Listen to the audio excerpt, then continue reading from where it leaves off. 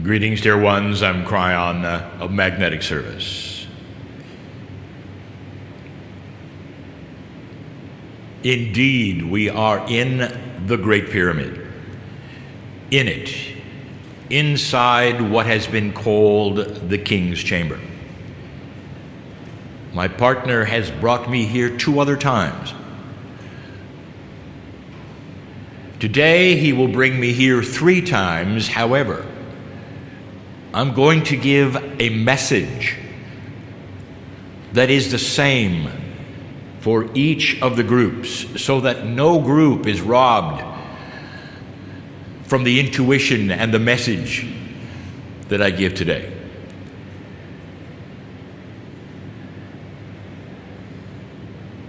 I want to examine for a moment one thing and then go someplace you don't expect me to go.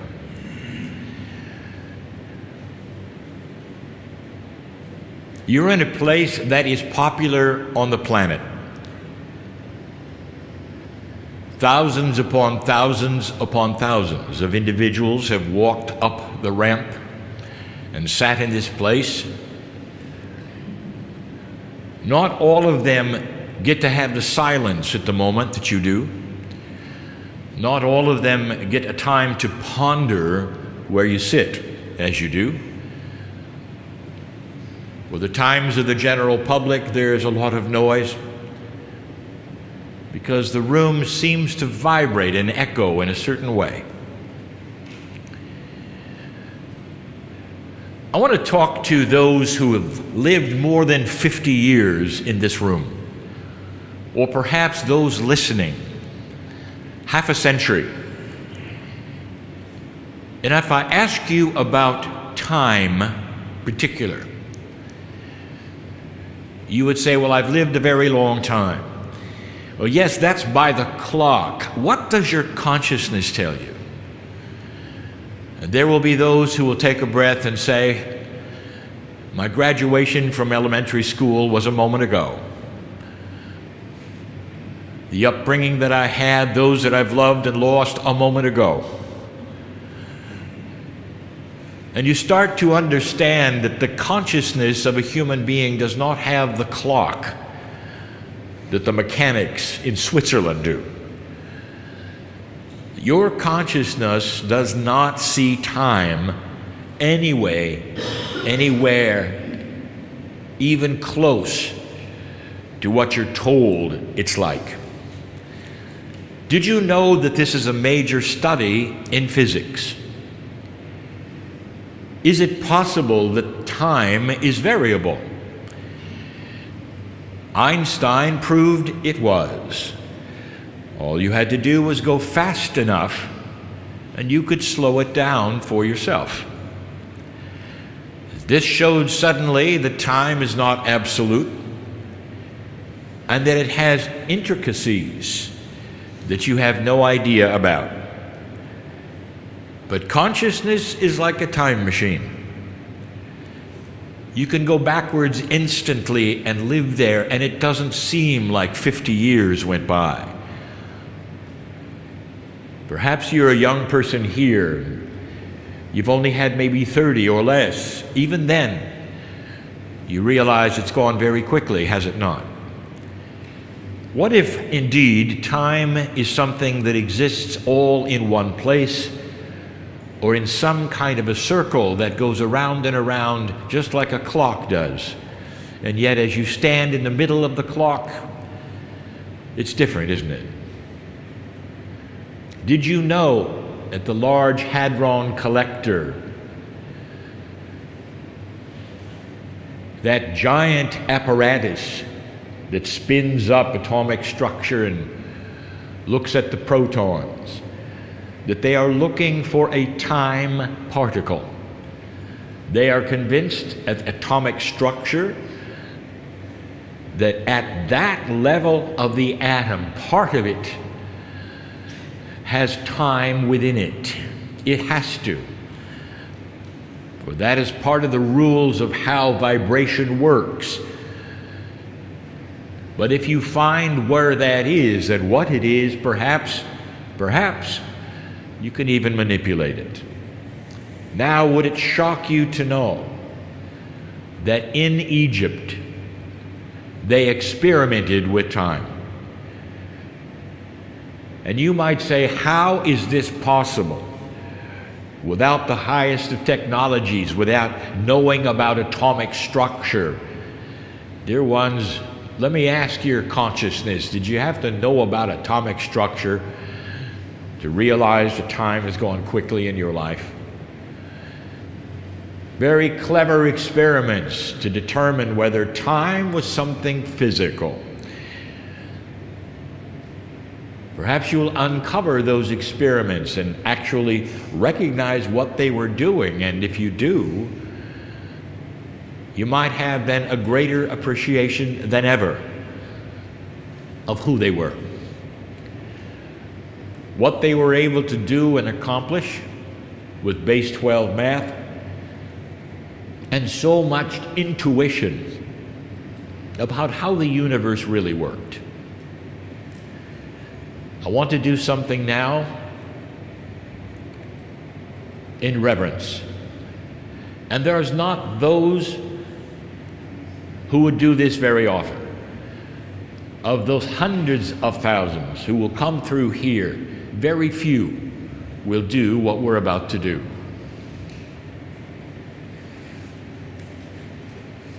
Do you believe the soul is eternal? It is, and most of you would agree. If you talked to an Egyptian of the era of the building of this structure, and you ask them, or their priests, or their doctors, or their pharaohs, is the soul eternal? They would look at you and they would say, this is what everything we do is about. Yes. For you spend a little time on the planet and you all go to an afterlife. And that afterlife is painted so closely to what today, when you ask certain of those people in any kind of belief system, what's it like on the other side when you die? And they will say, it is heaven. There is beauty. You never age. This is intuitive, dear ones. Every single human being on the planet ponders this. It's built in for you to understand that the soul is eternal. Your body is not, but the soul continues. And that is what this is about. The structure is about. The sarcophagus behind me is about. It has to do with an eternal soul. Now, this is not mythology, this is spiritual reality. Therefore, as you sit here in this year of 2019, you believe it as well. So let's take advantage of what you believe and test it. The one who was in the sarcophagus for a while, and his body laid there, is he still around? And you would say, well, not in body, but his soul is somewhere. Of course, the mystery of multidimensional things is there's no place or location outside of three-dimensional thinking. So if you have a multidimensional energy, it has the ability to be everywhere. And if you doubt that, physics is studying that very thing, and they call it entanglement. So now we've established the one who this structure was built for, who laid in that sarcophagus, might actually still be around. Thousands of years. Thousands. Does it really make a difference? That's part of the time experiment in Egypt. Is it in a circle? Is it possible that mathematics could show this? These are questions that even your physicists are not able to answer because they don't have the elegance of the math that the Egyptians had. So let's turn the page. I want to call in the king. Now you'll say, well, who is that? This is the king's chamber. And you'll say, well, that was the Pharaoh. Now, Pharaoh, as you all know, means something else. It's not really a name.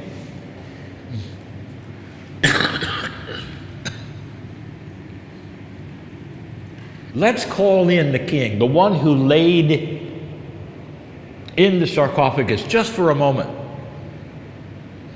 Not in a seance way, in a beautiful, benevolent way, understanding that time does not exist for him and his soul.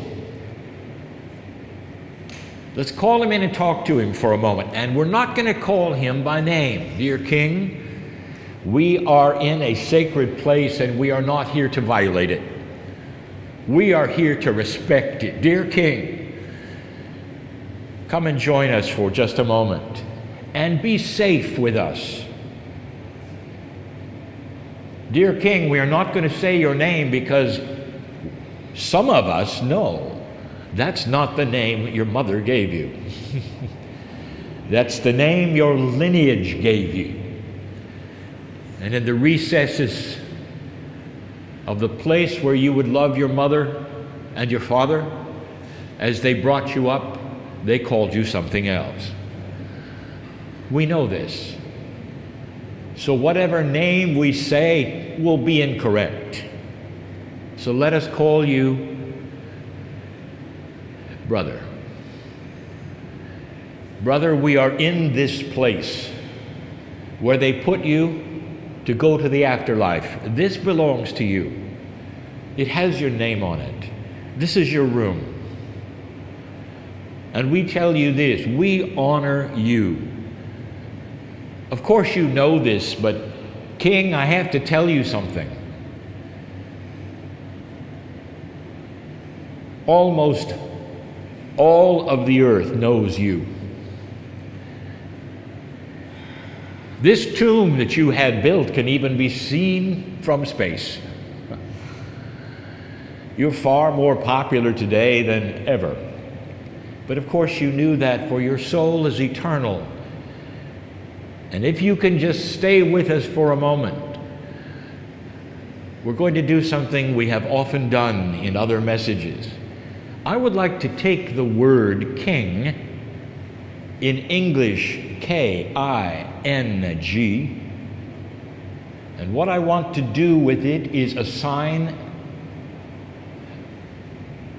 a meaning to every letter for the day. One of the letters we're going to give to you, sir. And whatever you give us will be also transmitted in the next two groups who sit in this room with me, who will also be honoring you, not defacing, not doing anything but honoring your life and what happened here as a human being to you. K will be knowingness or knowledge. The knowingness or the knowledge that was able to put this together. There is an acknowledgement of the mystery.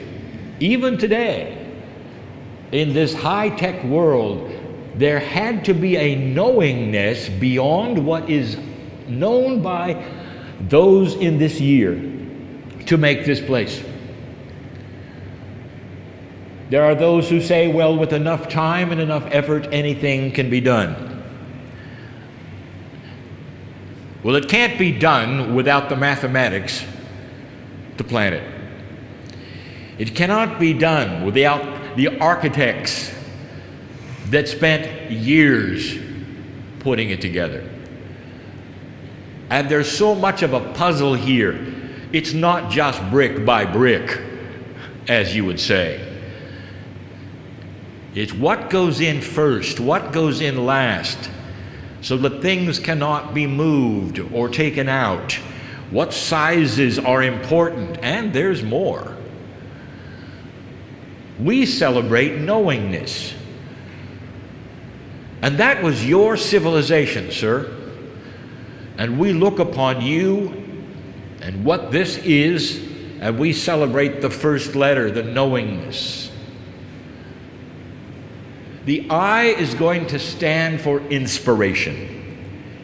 Whose idea was this? And when it was first presented, did they roll their eyes? Or did they say, we can do it? Some of the architects got together and said, we can do it, but not in your lifetime. Perhaps they were right, perhaps they were wrong. But it didn't matter, for it has your name on it. And that's what matters.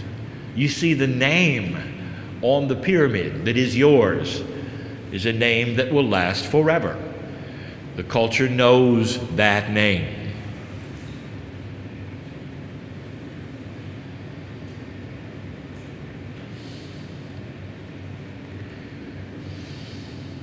We're going to let you supply the next meaning of the letter. What is it you want us to know about N? And whatever you give at this time in these ethers that I can transmit will be the same thing for all the groups. What is it that is an N that you want us to know? And the king is laughing, for he says it's notes, N-O-T-E-S. Now, king, does that mean you wrote a lot of notes? And he laughs more. And he said, you think this pyramid is about sound? Anything can make a sound.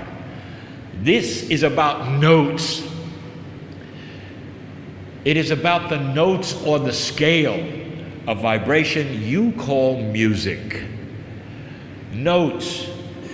And what note or notes is it that you'd like us to know about? And he says 440 vibrations per second. Do you see any semblance of the fours we talked to you about earlier, dear ones? Here they are again. Now, those in music will recognize that. The king has just given us a secret.